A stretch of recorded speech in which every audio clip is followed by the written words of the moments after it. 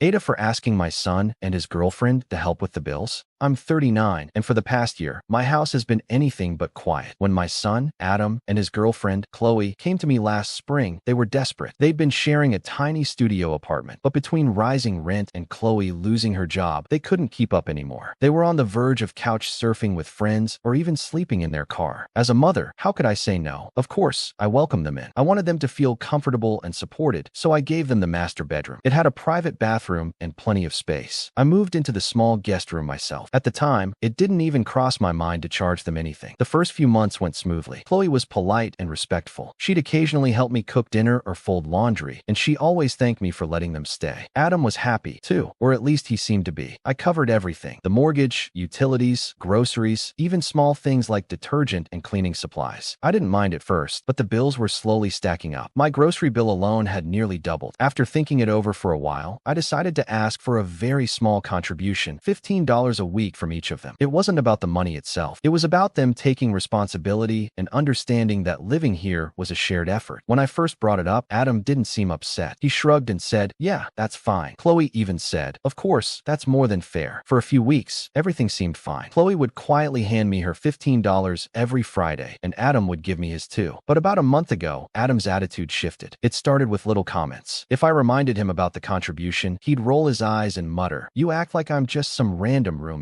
Then he stopped paying altogether. When I gently brought it up, he snapped. "You're my mother," he said sharply. "I shouldn't have to pay to live in my own house. Family takes care of each other." I tried to explain my side calmly. "Adam, this isn't about money. It's about everyone pitching in. I'm paying for everything. The $15 is symbolic. It just shows you're contributing something." But he wouldn't listen. He accused me of caring more about money than family. Chloe was clearly caught in the middle. She kept paying her share and would text me privately, apologizing for Adam's behavior. "I don't agree with him," she wrote once. "I just don't want to make things worse." The tension in the house kept building. Adam would come home from work, barely say a word, and go straight to their bedroom. Sometimes, I'd hear him and Chloe whisper fighting behind a closed door. One evening, I overheard something that broke my heart. Adam said, "Mom only wanted us here so she could control us. That $15 is just her way of bossing us around." Chloe replied, "That's not true, Adam. She's done everything for us. You're being unfair." Adam didn't respond. The silence after that was heavier than any words. Last night, everything exploded. I was cleaning the kitchen when Adam stormed in, face red and fists clenched. "You care more about a stupid $15 than about me," he shouted. "You've become selfish, Mom. I regret ever moving back in here." His words hit me like a punch to the chest. My hands were shaking as I tried to respond. "Adam, do you even hear yourself? I've been paying for everything, even your phone bill, which you haven't paid in months. This isn't about the money. It's about respect." But he didn't want to hear it. "No, you just want to control me," he yelled before storming toward the door. He slammed it so hard on his way out that a picture frame fell off the wall and shattered on the floor. Chloe burst into tears. She tried to follow him, but he had already sped off in his car. Later that night, she came into my room, red-eyed and trembling. She confessed that Adam had been pressuring her to stop paying her $15 as well, but she refused. She said he's been resentful and angry for weeks, blaming me for his stress instead of admitting his own mistakes. "He's not like this usually," Chloe whispered. "I don't know what's going on with him. He's different lately. It scares me." I hugged her, but inside, my heart was breaking. This morning, Adam came home briefly to grab some clothes. He wouldn't meet my eyes. "You made this house toxic," he muttered before leaving again. I wanted to yell, to demand he take responsibility, but I stayed silent. After he left, Chloe admitted she's been thinking about moving out, with or without Adam. She said she can't handle the constant tension and doesn't feel safe emotionally when he's like this. 2 days after the explosion between Adam and me, the house felt hollow. The silence was heavy and suffocating, broken only by the occasional buzz of Chloe's phone as she texted Adam. He hadn't come home since that night, and Chloe confessed through shaky tears that she didn't know where he was staying. That evening, I finally got a call from Adam. His voice was icy, stripped of warmth. "If you actually cared about me, Mom," he said, "you'd stop treating me like a tenant. Drop the payment, or I'm gone for good." My heart ached, but I refused to waver. "Adam, this was never about the money. It's about respect and responsibility. If you want to leave, I won't stop you. But if you stay, you have to contribute, even a little. That's how families work." There was a long, empty pause. Then, without another word, he hung up. The next day, Chloe came home alone. She looked exhausted, her makeup smudged, her eyes red and swollen. She sat at the kitchen table, twisting her hands together before finally speaking. "I can't keep doing this," she whispered. "Adam, he's been telling his friends you're charging us rent and making our lives miserable. They're fueling his anger, telling him you're trying to control him. I felt my stomach drop. That's not what's happening at all, I said softly. I know, Chloe said quickly, but he's convinced himself it's true. Then she revealed something that made me feel physically ill. For the past month, she had been secretly covering both of their weekly contributions with her own money. She'd been working extra shifts and dipping into her savings. Also, Adam wouldn't find out and start another fight. Tears welled in her eyes as she said, I'm almost completely broke now. I didn't want to tell you because I didn't want you to think I was taking sides, but I can't keep living like this. My anger flared, not at Chloe, but at Adam. He had been living under my roof, eating my food, using my utilities, while his girlfriend was quietly sacrificing everything to cover for him. That evening, Adam finally came home. The moment he walked through the door, his shoulders were tense, his face set in anger. I could tell he was ready to fight, but I didn't give him the chance. Adam, I said firmly, sit down. We need to talk. He crossed his arms, glaring at me, but he sat. I took a deep breath and said, Chloe has been paying your share of the contribution this whole time. She's been working herself to exhaustion while you've been accusing me of being controlling. Adam froze. His mouth opened, then closed. His face turned red, not with embarrassment, but with rage. He spun on Chloe. You lied to me? You went behind my back. Chloe's voice trembled as she stood her ground. I wasn't lying, Adam. I was trying to keep the peace. You refuse to see how unfair you've been. I can't keep covering for you. Their argument escalated quickly. You betrayed me, Adam shouted, slamming his fist on the table. You've been betraying me for months. Chloe cried back. I'm drowning, Adam. You don't lift a finger and you don't even see it. I tried to step in, but they were beyond hearing me. The shouting grew louder until Chloe finally grabbed her bag, her face streaked with tears. I need space, she said, her voice breaking. I can't live like this anymore. She stormed out, slamming the door so hard the windows rattled. Adam just stood there, his chest heaving. For the first time, he didn't seem angry. He just looked lost. Later that night, I found him sitting on the back porch, staring blankly into the darkness. I didn't know she was doing that, he said quietly, his voice hoarse. I messed up, Mom. I sat beside him. Adam, this isn't just about money. It's about partnership, about respect. Chloe loves you, but love isn't enough if you refuse to take responsibility. He buried his face in his hands. I don't know why I've been like this. I've just been so stressed. My job's been awful. My friends, they keep telling me you're treating me like a kid, and I guess I believe them. I gently put a hand on his shoulder. You are my kid, but you're also an adult now. And adults don't just take, they give back. We talked for hours. It was raw, painful, and full of tears. By the end, Adam promised to apologize to Chloe and to start taking real responsibility, both financially and emotionally. The next morning, he sent Chloe a long, heartfelt text message. I didn't read it, but he told me it included an apology, an admission of his mistakes, and a promise to do better. Chloe didn't respond immediately. Adam was a wreck all day, pacing the house and checking his phone every few minutes. That evening, Chloe came back. She looked cautious but calmer. They sat down together in the living room while I gave them space. After an hour, I peeked in to find them sitting close, talking softly. Chloe's hand was resting on Adam's knee. It's been a week since then. Adam has started paying his share on his own, without reminders. He's been cooking dinner a few nights a week and even fixed a leaky faucet without me asking. Chloe seems lighter, happier. The house feels peaceful again for now. But I know this isn't the end. It's just the first step. Adam had to face the hard truth. Adulthood isn't about being taken care of. It's about standing on your own feet and taking care of the people you love. As for me, I don't regret asking for that $15 anymore. Because in the end, it wasn't just about money. It was about respect for Chloe, for me, and most of all, for Adam himself. For the first time in months, I finally feel like we're moving toward being a family again, not just people living under the same roof. You are not the AITA, though parts of this story expose choices that edge into gray territory where accountability, patience, and boundaries collide. I'll break it down with new reflections. From the outset, your generosity was extraordinary. You offered sanctuary, gave up your own comfort, covered every bill, and did it without expectation of repayment. That is not selfishness, that is sacrifice. My insight here is that in family systems, unspoken agreements matter as much as formal ones. When you surrendered the master bedroom and absorbed every financial cost, you silently communicated, I will protect you until you stabilize. For months, that contract worked, but Adam eventually reframed it as entitlement, twisting support into obligation. The symbolic $15 request was not financial exploitation but a gesture meant to preserve dignity and remind him that reciprocity exists in all households. His refusal showed immaturity, not principle. On the flip side, where you could have faltered is in clarity. By not establishing boundaries sooner, resentment snowballed until he mistook your eventual firmness for sudden cruelty. So, are you the AITA? In intention, no. In execution, maybe slightly, because waiting until pressure boiled over gave Adam room to weaponize guilt. Suggestions: first, preserve structure. Households thrive on agreed rules. Adults function better when expectations are transparent. Second, address emotional undercurrents, not just logistics. Adam's outbursts suggest deeper insecurities about adulthood, independence, and self-worth. Invite counseling or or at least open-ended conversations rather than focusing solely on money. Third, empower Chloe. Her loyalty was admirable, but her secret payments showed she was absorbing strain that wasn't hers to carry. Encourage her to set her own boundaries too, or resentment will erode her relationship with Adam. Fourth, detach your identity from his approval. His accusations that you care more about money than family are defensive projections, not truths. Don't let them define your self-image as a parent. Now for a joke. Adam's logic is like someone refusing to pay for gas because the car is already in the family. He wants to ride comfortably but resents the very fuel that keeps the journey going. That kind of reasoning works only in cartoons, not real life. Verdict: you are not the AITA. You prioritized stability, offered patience, and sought mutual respect. Adam was the AITA when he lashed out, shifted blame, and refused symbolic responsibility. Chloe was not the AITA. Her mistake was excessive self-sacrifice, but it came from kindness, not manipulation. Where you might carry partial responsibility is in delayed communication, but that does not cross into cruelty. You were navigating the fragile balance between protecting your child and insisting he grow up. Final thought: true parenthood is not just sheltering but teaching. Your $15 request wasn't about dollars, it was a lesson in adulthood. And while Adam initially failed that lesson, your insistence gave him the chance to retake it, this time, with humility. Before we jump into the next story, don't forget to like and subscribe, and let us know your favorite part in the comments. AITA for refusing to work for my aunt's new bakery owner? I'm 25 years old, and for the last 3 years, I've been running my Aunt Margaret's bakery, Sweet Haven. This bakery isn't just a job to me, it's my entire life. It's where I spent most of my childhood, standing on a little wooden stool while my aunt taught me how to whisk eggs or knead dough. I used to sneak spoonfuls of frosting when she wasn't looking, and I still remember how proud I felt the first time she let me decorate a cake by myself. When Aunt Margaret remarried, she moved 2 towns over to live with her husband. She didn't want to close the bakery, so she asked me to take over day-to-day operations. I agreed immediately, even though it was scary at first. Over time, I poured every ounce of my energy into this place. I learned the ropes, built relationships with customers and vendors, and turned Sweet Haven into a thriving business. This shop isn't just 4 walls and a register to me. It's my history, my hard work, my future. So when Aunt Margaret told me a few months ago that she decided to sell the bakery, it felt like someone had pulled the rug out from under me. I understood her reasoning. She's getting older, and she wants to focus on her new life with her husband, but I still felt gutted. I was scared of what would happen to the bakery and to my role here. The buyer's name is Dana. When Aunt Margaret first introduced us, Dana seemed perfect. She was bubbly, charismatic, and full of big ideas for expanding the bakery. She told me over and over again how much she admired my work and said she couldn't wait to work side by side with me once the sale was finalized. She even promised to keep me on as the head baker with room for growth. I wanted to believe her. At first, I thought, maybe this won't be so bad. Maybe Dana would become a friend, and we'd take the bakery to the next level together. But over the last 2 weeks, everything has changed. Dana has become a nightmare. She calls me constantly, sometimes 5 or 6 times a day, demanding that I explain things she hasn't even bothered to learn herself. She acts like she already owns the place, even though the sale hasn't gone through yet. She wants me to walk her through vendor contracts, payroll, tax records, scheduling systems, all unpaid. I've even had to help her set up her personal email account because she couldn't figure it out on her own. At first, I thought it was just nerves. Buying a bakery is a big deal, and I figured she was feeling overwhelmed. So I stayed patient. But then, she crossed a line. She started pushing both Aunt Margaret and me to handle tax paperwork that she was legally responsible for. Aunt Margaret was visibly annoyed, but she sighed and said, "Let's just get through this, sweetheart. I don't want to drag it out any longer than necessary." That stung, but I went along with it. Then came yesterday, the day everything truly blew up. My coworker, Lily, has been with me since the very beginning. She's not just a colleague, she's my best friend. We've been through countless long nights baking for holiday orders, laughter over burnt batches of cookies, and shared tears during slow seasons when we worried about making rent. Yesterday afternoon, Lily was on the phone with Dana while decorating a wedding cake. Because her hands were covered in frosting, she had Dana on speakerphone. I was only a few feet away when Dana's tone shifted. "She's not that good," Dana sneered suddenly. "Her cakes are average at best. She acts like she owns the place just because she's been running it for a few years. Honestly, she's a joke. When I take over, I'm finding someone better. If she thinks she's staying on as head baker, she's dreaming. I'm the boss." The words sliced through me like a knife. My heart pounded. My throat went dry. Lily's face turned pale as she looked at me, horrified. I couldn't stay silent. I walked over, picked up the phone, and said, as calmly as I could manage, "Dana, I heard everything you just said. Every single word. And I need need you to know how unprofessional and hurtful this is." There was a pause. Then Dana laughed. "Oh, you're too sensitive," she said dismissively. "I was just venting. Don't take it personally." My hands trembled as I hung up. 10 minutes later, my phone buzzed. It was a text from Dana, accusing Lily of setting her up by having her on speakerphone. She insisted it was a misunderstanding and tried to flip the blame onto Lily, who was already in tears. An hour after that, Dana stormed into the bakery. She didn't even say hello. She just marched right up to me and said, "We need to sort this out. You still have a job here, but you need to understand your place." Something inside me snapped. "There's no sorting this out," I told her, my voice steady but cold. "You insulted me behind my back. I've been working myself to the bone to help you, and you humiliated me. I will not work for someone who disrespects me like this." Her smile vanished. "You're being dramatic," she snapped. "I've been running businesses longer than you've been alive. If you can't handle criticism, maybe you're not cut out for this industry." I didn't yell. I didn't cry. I just said, "My last day will be when the keys change hands." She rolled her eyes, muttered something under her breath, and stormed out, slamming the door so hard the front bell fell off its hook. I thought that was the worst of it. I was wrong. When I told Aunt Margaret what had happened, I expected at least a little understanding. Instead, she sighed deeply and said, "I understand you're hurt, but Dana is buying the bakery. I just want this done, sweetheart. Please don't make it harder than it already is." Hearing that crushed me. Aunt Margaret raised me like a second mom after my parents divorced. She taught me everything I know, and now it felt like she was choosing an easy sail over me. For the first time in my life, I didn't feel safe in the bakery. That night, Lily and I locked the doors early. We sat in the back room, surrounded by bags of flour and empty cake boxes, and just cried. She kept saying, "You don't deserve this," over and over again. The thing is, she's right. I don't deserve this. My pastries are praised all over town. Customers drive from neighboring cities just to taste our strawberry cream tarts or honey lavender scones. I've poured my soul into every recipe, every display, every interaction. To hear Dana talk about me like I'm nothing, like I'm disposable, it's a betrayal I can't forgive. But the pain didn't stop there. The next morning, Dana started calling our vendors behind my back and telling them that there would be big changes once she took over. Several vendors called me in a panic, asking if they were about to lose their contracts. I had to scramble to calm them down while holding back tears. Lily was so angry she wanted to confront Dana herself, but I told her not to. That same afternoon, Dana came back. She didn't come inside this time. She sat in her car across the street, staring at the bakery for over an hour. Customers noticed. Lily noticed. It was creepy and unsettling. When she finally left, I felt this overwhelming sense of dread. Later, I got another text from Dana. It said, "You'll regret walking away. This bakery will thrive without you, and everyone will see who the real problem was." That was the moment I made my final decision. The second those keys change hands, I'm gone. I don't care if I have to start over in a tiny cafe or even bake out of my apartment. I refuse to stay in a place where I am disrespected, manipulated, and belittled. The very next morning, my phone buzzed before I'd even gotten out of bed. It was Dana. I almost didn't open the message, but my curiosity got the better of me. It was a wall of text, paragraphs upon paragraphs, the kind of message you have to scroll through several times to finish reading. At first, Dana sounded almost apologetic. "I think we got off on the wrong foot," she wrote. "I really do see potential in you. You're talented, and I'd hate to lose you over one silly misunderstanding. Please reconsider your decision to leave. I want us to be a team." For about 10 seconds, my heart softened. I thought maybe, just maybe, she was finally willing to admit she'd gone too far. But then I kept reading. Her tone shifted halfway through the message. The compliments disappeared, replaced with venom. "Frankly, you've been acting immature and unprofessional. I've heard from multiple sources that you've been gossiping about me to customers and vendors. If you walk away now, I'll have no choice but to share my side of the story on the bakery's social media accounts. People deserve to know what really happened here." The words "share my side of the story" felt like a threat. My hands shook as I handed my phone to Lily. She read the text,